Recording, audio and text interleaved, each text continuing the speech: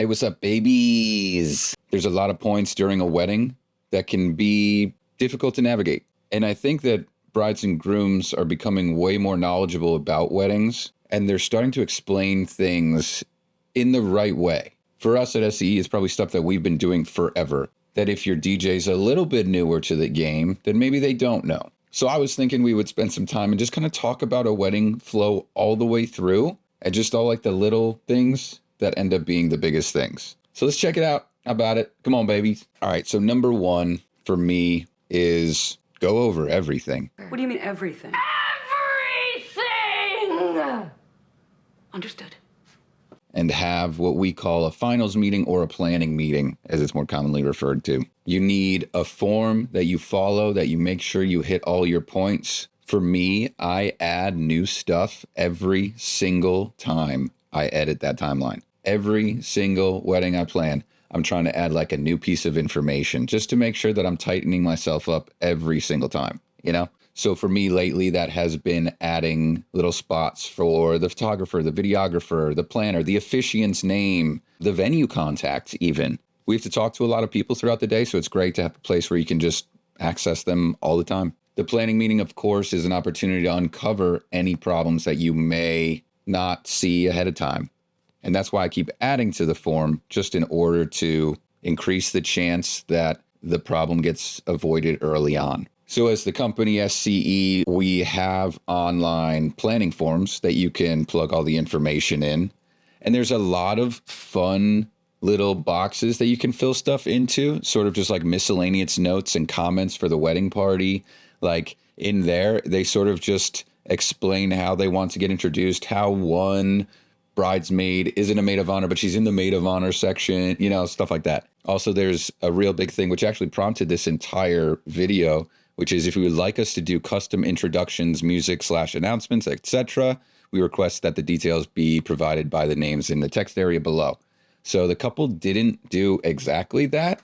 What they did was basically explain how they want the entire introduction to go, which is really cool. It's basically saying having everybody stand, maybe doing like some clapping or waving of napkins or something like that to really get them going. You can introduce us as XYZ. We'd like you to start the music at 25 seconds.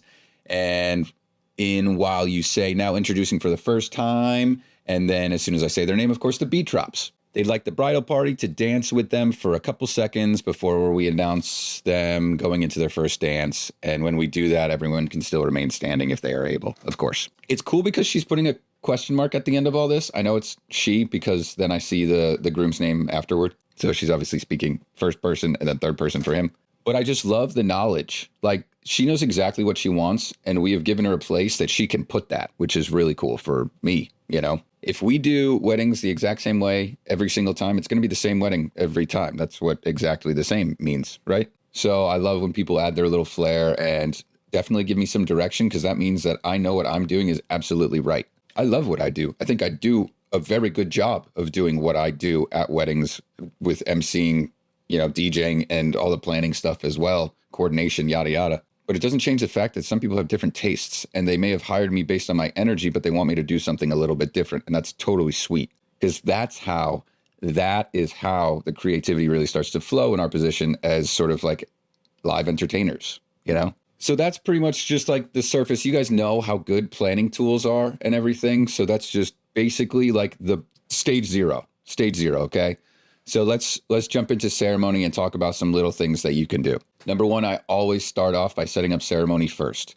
Like, we get everything into the venue, but then we go and we set up ceremony because, as you all know, somebody's going to show up way too freaking early. We're going to get the music on and playing for ceremony just in case anybody is there that super early, so that at least they have something to listen to. And we just want to get that tested and tried and set up, as long as the weather is okay, of course. But we just really want to have all that there and done so that we know we can just run out like 15 minutes before the whole thing starts and see some people getting seated. And then here comes my tip number two is, if the officiant isn't saying something, I like to go up and just remind people to keep your cell phones away. I think I have a pretty good delivery of this. If you've seen my videos on this, I think I had it in like a short or a reel or something like that. But I just think being there and being present and letting yourself be known early on as like the guy running sound as the entertainer for the remainder of the evening, please put your cell phones away. Not only is it, respectful to the bridegroom and the officiant who are here to, really knock this thing out,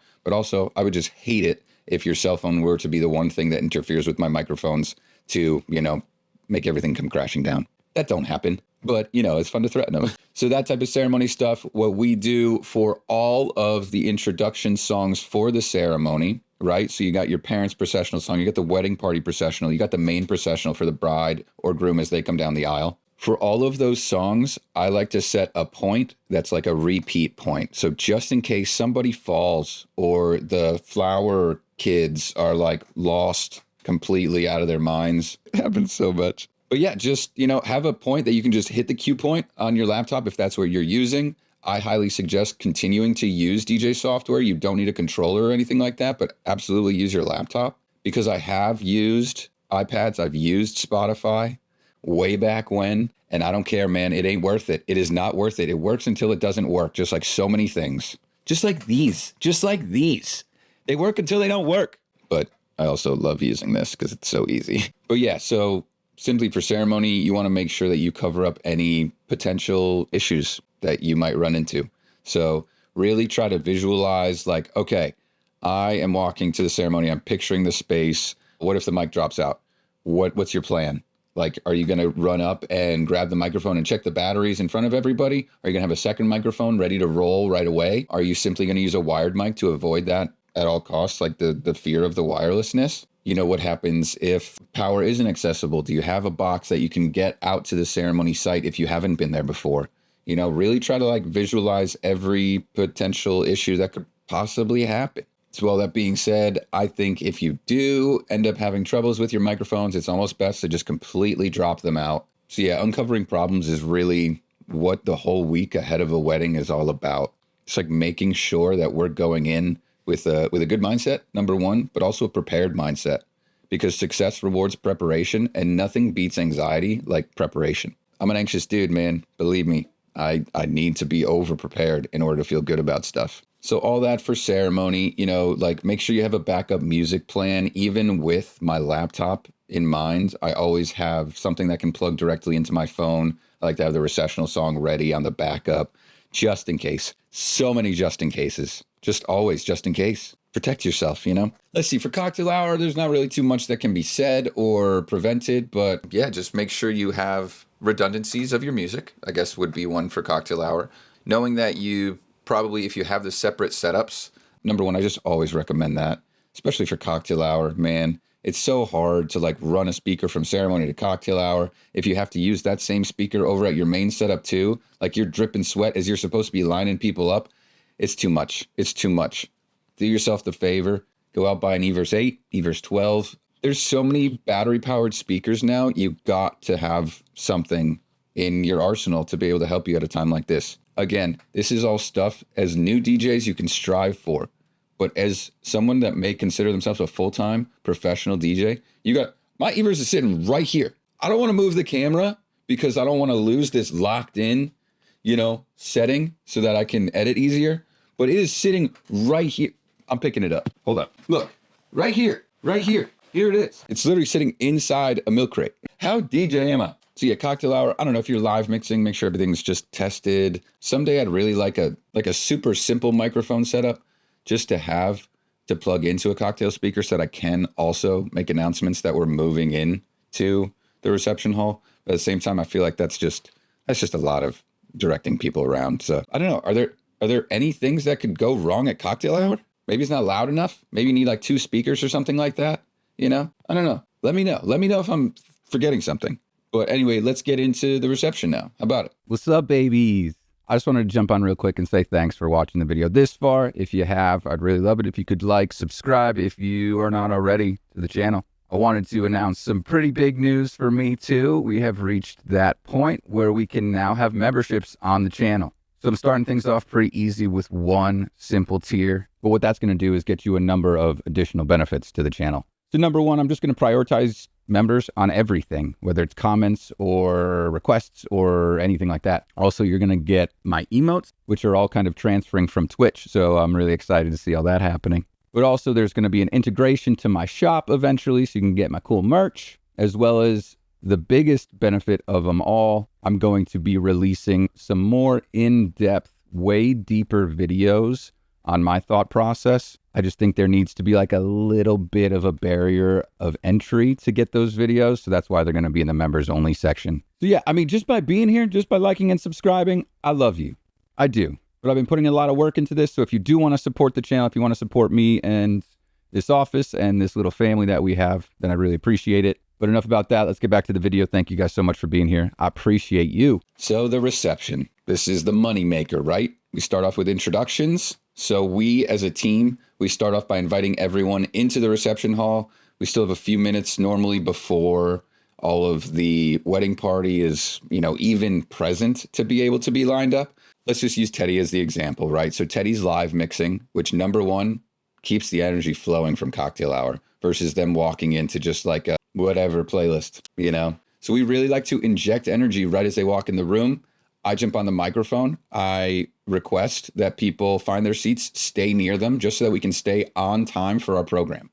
Like, it's very easy. Some people look at me like I'm the announcer in the airport, like, if you lost your child, come here. So stupid. Like, this isn't Walmart. I'm not the customer service guy, but I'm a big fan of like giving people some type of direction, because that normally means that they more than them than not will follow the direction, just makes our job easier. We're helping the planner out. We're helping the photographer out. We're helping everybody out. We're moving things along quicker, be contributing to the party. Don't be taking away, right? Okay. So that's before introductions. After that, Teddy gets rolling. I make sure she's okay. I let her know I'm going to go out. I'm going to line everybody up. We're going to get stuff together, right? So I'm lining everybody up outside the main doors, right? We're getting people together. I like to start at the front. I like to ask the parents to say their last name for me just one more time so I hear them say it. So when I introduce them, I say exactly their names.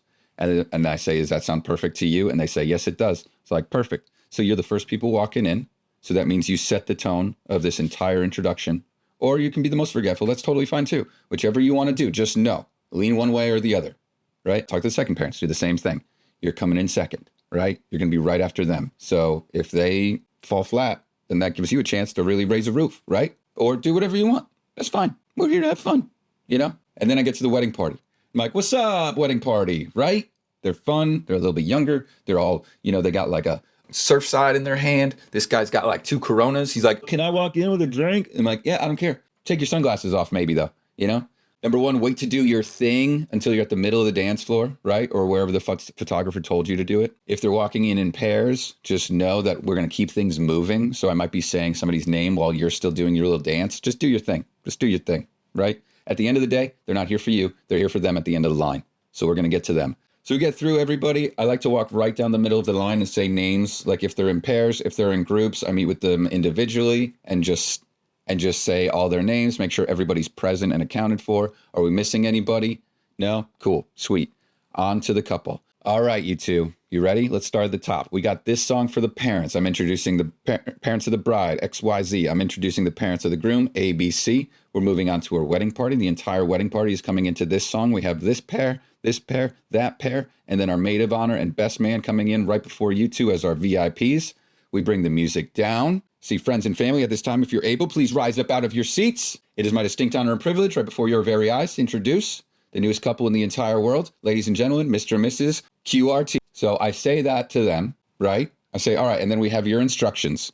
We're going to have the wedding party come out. They're going to be jumping up and down with you for a little bit. I'm going to ask everybody to take 2 steps off the dance floor. We're going to go into your first dance. We're going to have one of you take a step off. We're going to have your parent join you. When you're done with that, if you look at me, you just give me the cutoff sign. I'll have you step off. We'll have you escort your parent onto the dance floor. And then we'll do that. And then we're going to break. We're going to take about 90 seconds to get ready for speeches. On to the next one. Right? Okay. So that's like the really fast way of saying that. Let's break that down. So number one, I let them know that everything is happening the way that they designed it. Their parents are coming into this song in the order that they told me. The wedding party is coming into this song in the order that they told me. We're bringing the music down. We're going to play your song at 25 seconds, hitting that drop. We're going to introduce you. The wedding party is going to party with you for a little bit. Everybody's going to stay standing along the dance floor, just like you asked. And we're going to get you going. We're going to get you hype, and then we're going to get you into your first dance. I also do this thing called the Get Out of Dance Free card, where they can look over at me and they can give me like a little, they don't do this, right? They just look at me and they give me like a little chin up as they're spinning around. I look over at Teddy. I tell her to bring the music down. We say, friends and family, put your hands together for, once again, the newest couple in the entire world. Woo woo. Yeah, there you go. So that's intros. So the rest of the night, I think, is paved pretty simply. You do your formal dances, any other formalities like cake cutting, garter and bouquet, shoe game, etc. I think you kind of have to add your own personal flair too. But if I was to do it, I still do cake cutting. That's pretty common. But normally it's just like play a song, let them go and do it on their own. A lot of times it's been very silent where we come from. It's just the move now. I kind of love it because it keeps the dance floor going. If you are doing something like a garter and bouquet, like a shoe game, like a longest married dance, anything of that sort, then I tend to suggest to do it in the middle of the dance set. So if you have like 3 hours of a dance floor, like get an hour, 15 hour and a half into it, and then do that so that you still have like a significant set to kind of wrap things up with. But for all that stuff, yeah, it's a great way to give some of your other guests like a breather. You know, you're literally, if you're doing the shoe game, you're literally letting the bride and groom sit down. You know, I love to have the questions prepared ahead of time for that stuff. I actually like to reorder them to maybe make them like a little bit funnier, a little more dramatic. I don't know. But I can't really think of too much else. The little things. Oh, you should definitely be checking in with your photo and video at all times for every single formality, right? So after introductions, I like to go over to them and just be like, are you ready? Are you ready? Are you ready? I go back to Teddy. Are you ready? And then if I can find the plan, I'm like, hey, is everything good? Are we ready to rock? Any last second stuff? My big mantra at this point in the night is let's take 5 minutes to make the next 5 hours go perfectly, right? Let's just do that. Like if we take this time, we might uncover something way down the line, but we're going to be good. We're going to be already working on it versus it being just like oh shoot, where's the cake? Yeah, that happened. They brought it to the wrong venue. But anyway, photo and video, obviously super important. Those are how the memories are remembered, you know, when they start to fade away. So you don't want to take that away from them. So another big time to check in with them, I think, is like right after dinner. You know, definitely don't do anything without them. At the end of the day, you can literally just be like, we're waiting for the photographer and videographer. We can't do anything yet. I'm sorry. We got to eat too, you know? I love knowing the last song of the night. I think that's a great way to set it up. I think it's really cool to set up an additional last song of the night, which actually we ask for on our planner. We have, how would you like to end your celebration with the last song of the event? And if your guests were to ask for one more song at the very end of your wedding, what would be the perfect song for you? So they gave me both of those. Those are some good options. Pretty cool. Other details. I love knowing the colors that the groom is going to wear so I don't become an accidental groomsman. I love to really break down their music requests. Like if they say no cliche wedding stuff, I'm like, can you give me 6 songs of what that is? If they say Cupid Shuffle, Cotton Eye Joe, I'm like, okay, cool. I can stop you at 2. You're good. But if they say like Starships, Mamma Mia, I don't know if they say like Murder on the Dance Floor or something like that, then I'd be like, whoa, okay, we have to talk about your music a lot more. Just for me to make sure I don't play anything wrong, I'm not objecting. There's so much music. There's so much music in the world. We can play anything. But I'm a huge fan of the Spotify playlists. I think that's the easiest way for them to organize the music that they want to hear and don't want to hear even. I've had couples make do not playlists on Spotify. It's great. It's awesome. Shouts to Crate Hackers for always making that process super easy for me in getting that Spotify playlist sorted on my computer, helping me find the music I don't have that I do need to get and where to get it, but really just making that super easy as far as organizing and putting all the music into Serato. That's been insane. I love that app. Oh, I guess I should talk a little bit more about toasts in how I get them to be really locked in. Is I like to talk to all of them, obviously get the names ahead of time. So know if you have anyone giving a welcome speech, who's giving the blessing, if it's someone different than the officiant. And then just a reminder of who is giving the toasts and like the order that they go in, because then I like to talk to those people a little bit ahead of time and give them just a few pointers. Number 1, keep the microphone near your mouth. Microphone works with your mouth, not your belly button. Well, this one apparently works pretty well, but that's rule number 1. Number 2, if you are planning on giving a toast at the end of your speech, make sure you have something to toast with. That's the most awkward thing in the world, but I'm always there in the backup to grab that drink and run it up to them if they need it, And then my third rule, which is kind of specific to each person, is like, if you consider yourself an emotional person at all, do not look at them, because that's when you're going to cry. So if you are ready to cry, then yeah, look at them, but just do your normal 4th grade presentation thing. left, center, right, center, left, center, right, center.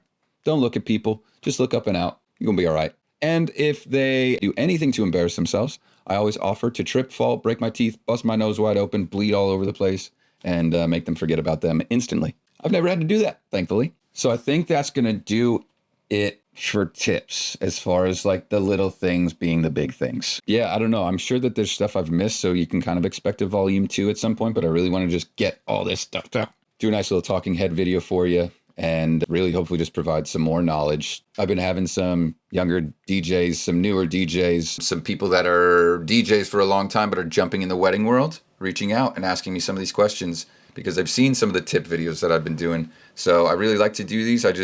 Sometimes I have that imposter syndrome of thinking that what I know isn't even worth sharing, but clearly it is to some people. So if you can do me a favor, if you can subscribe, if you can like this video, if you can leave a comment encouraging me to continue making stuff like this, then yeah, I'm gonna keep making stuff like this. I'll sit here all damn day. It's Tuesday. Yeah, I got those 2 meetings, but you know, my girl's not here today. This is sweet. I'll make videos in the kitchen, in the living room, wherever. Wait a second.